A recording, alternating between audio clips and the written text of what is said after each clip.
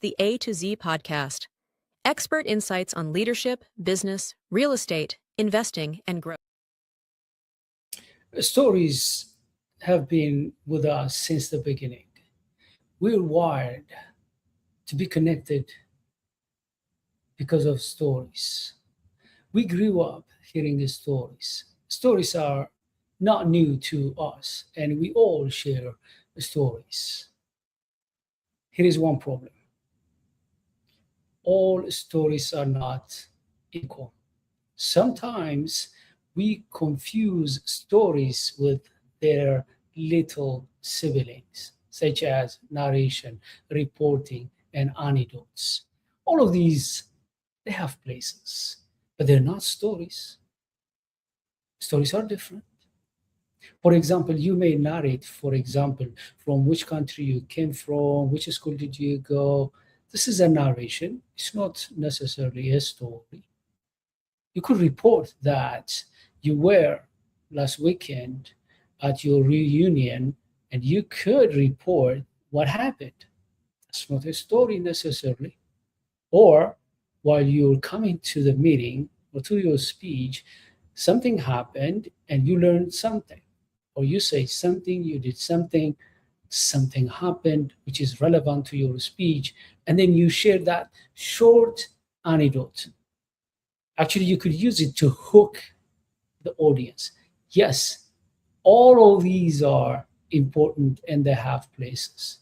You use antidotes, for example. I use a lot to hook my audience, but they don't help me to connect. I need strong stories. In my book, Speaking for Impact, one chapter is dedicated on storytelling. And I shared about why stories are very important, the types of stories, and when to use them and how. Today, what I'm going to do is I'm going to pick one of the story types, original story, and I expand on that. There are different origin stories. Origin story, why you're passionate about something. Origin story of why you opened your business. Origin story of why you came up with that product or service. Origin stories justifies your existence. Nowadays, this generation, they're not interested with facts. Facts, they hear them, they see their relevance, they forget about them. Stories, they may stay with them for days, sometimes for weeks, sometimes for years. Why? Stories stick, especially origin stories. People don't want to hear that what you do, what you're passionate about is because you have seen someone and you're doing it. Like monkey see, monkey do. People don't want you to just copy and paste. They want to know the very reason why you do it.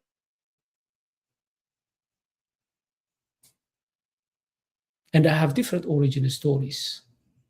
Very short one, long one. Today I'm going to share with you one origin story, and I'm going to show you how you should share your origin story. Your origin story is different than mine, different than other people, but still a story. You need to decide to articulate it and share it to the world. Let people know that there is a strong reason behind what you do, behind your products, your services, your leadership style. For example, I have an origin story about why I focus on scaling. I can expand it, but today that's not what I'm going to share.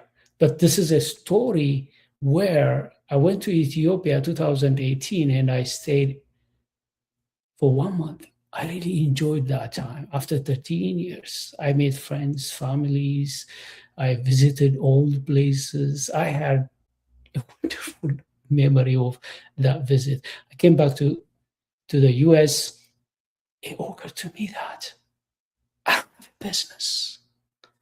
I have a job, except that I am the boss, a bad boss, because I was spending money here in the US, spending money back home.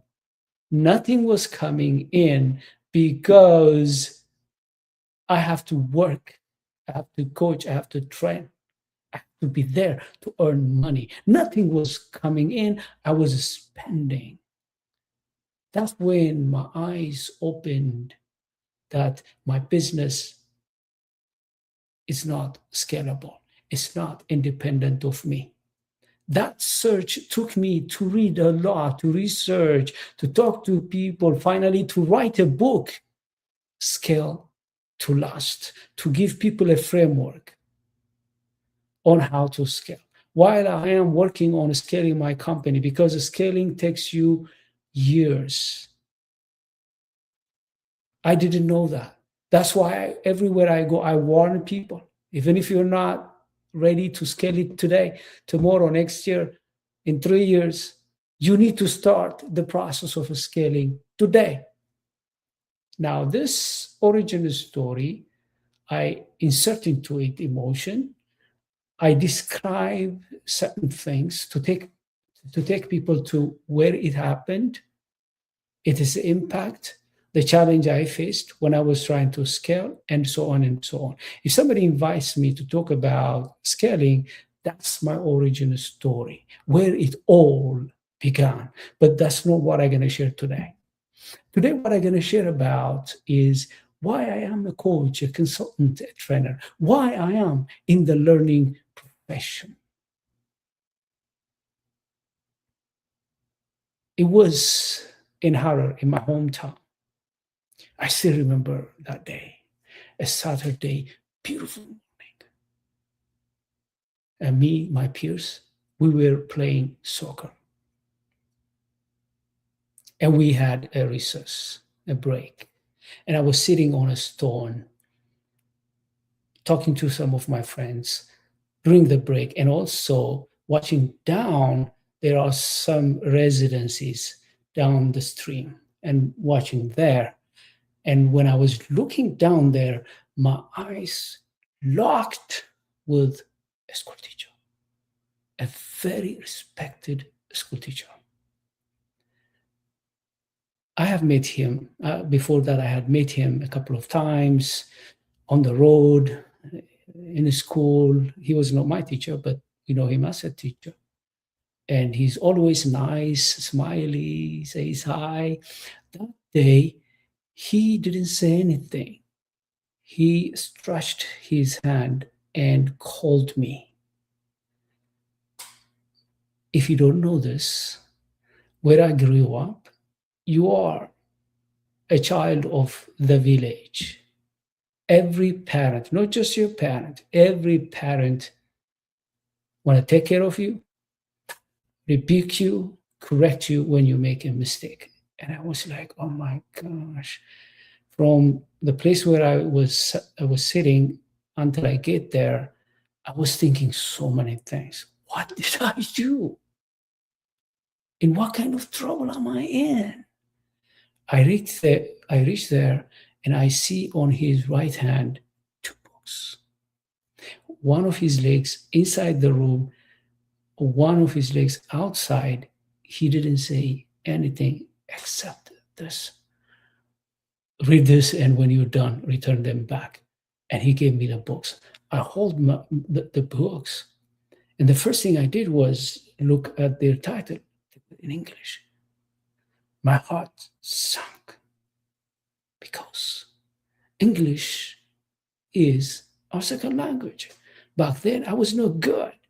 And I was like thinking, how can I comprehend these books? And I had also some questions. What are these books? Why me? Why not one of my peers? And so, what do you want me to do with these books? What I supposed to do except reading? I raised my head to ask these questions, and the teacher was gone. And I was like, okay. Now I had to make a choice.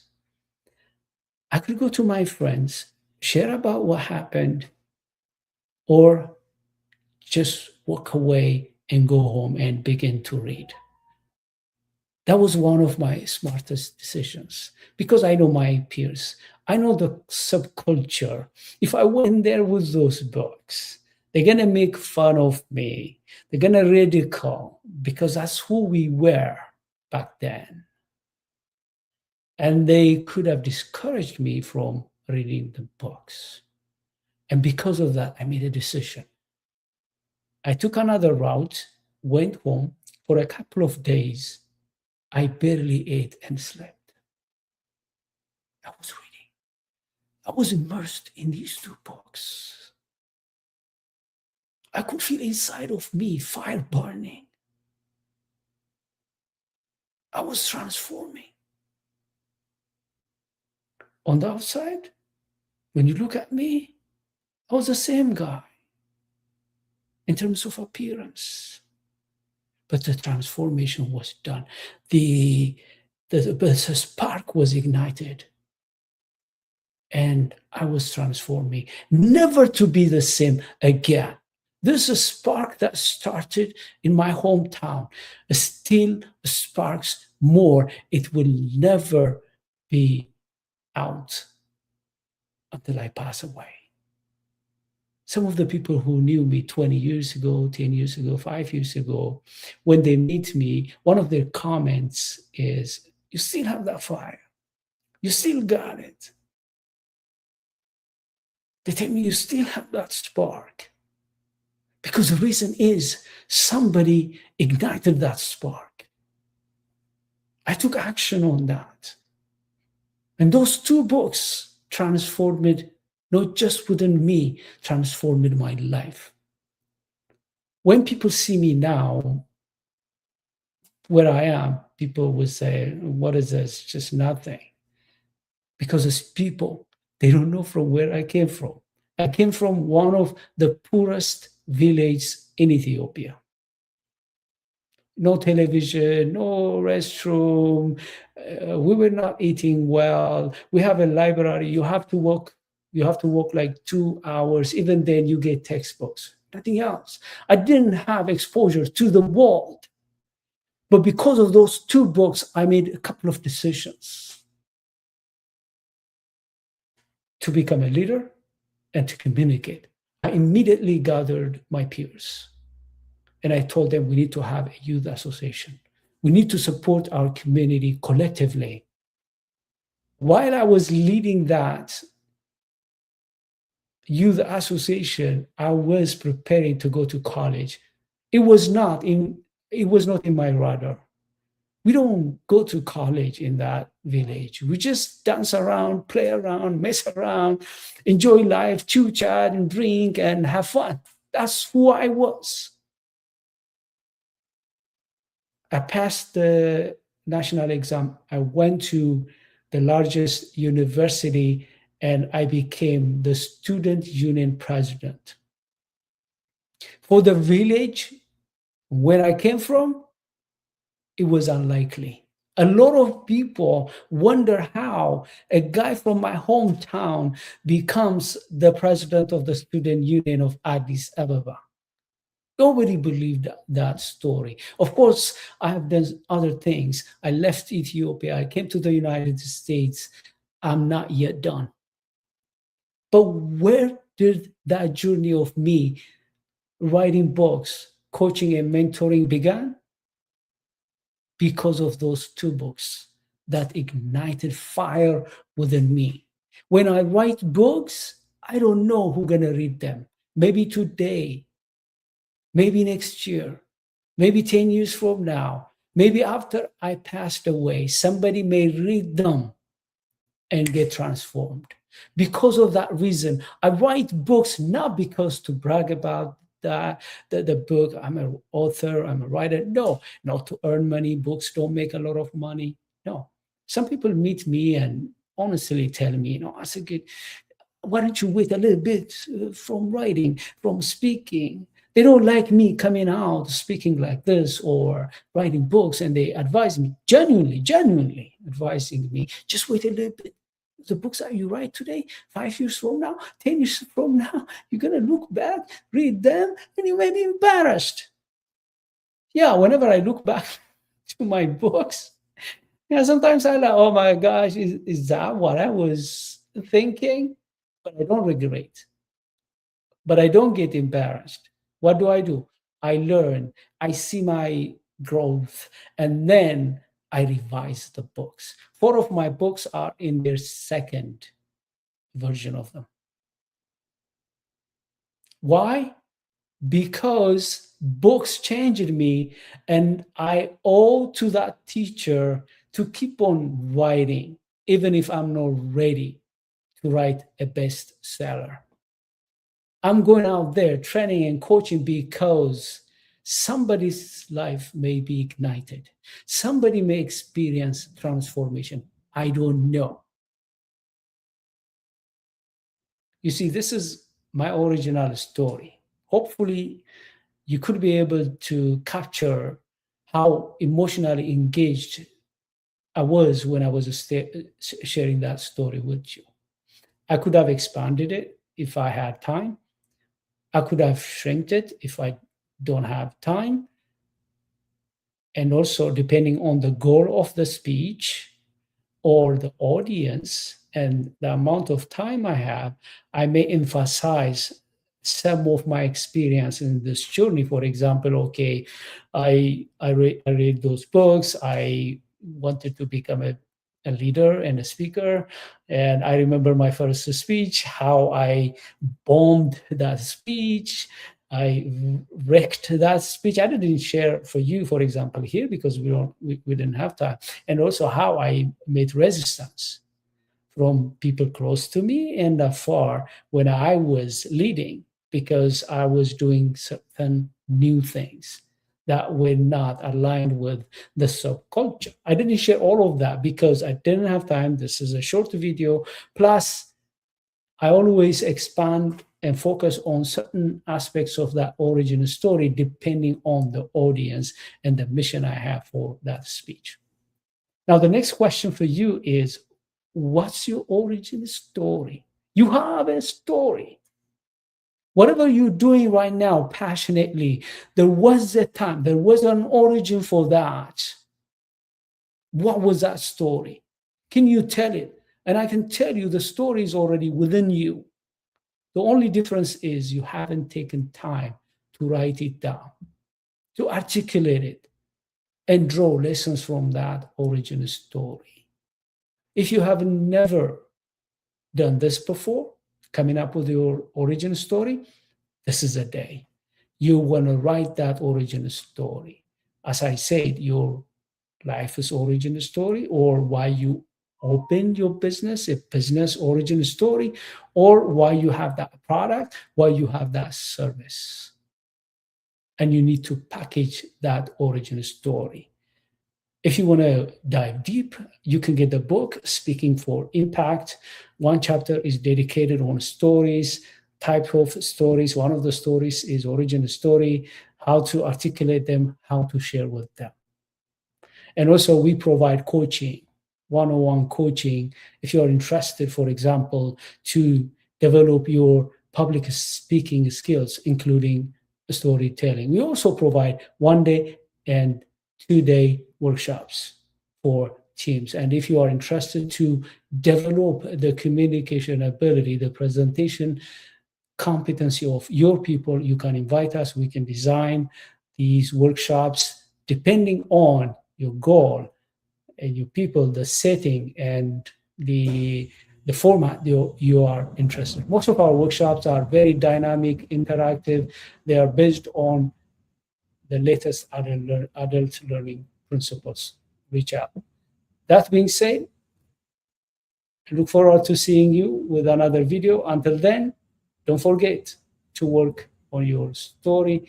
If you have already the origin story, please share to the world. Thank you. Bye-bye.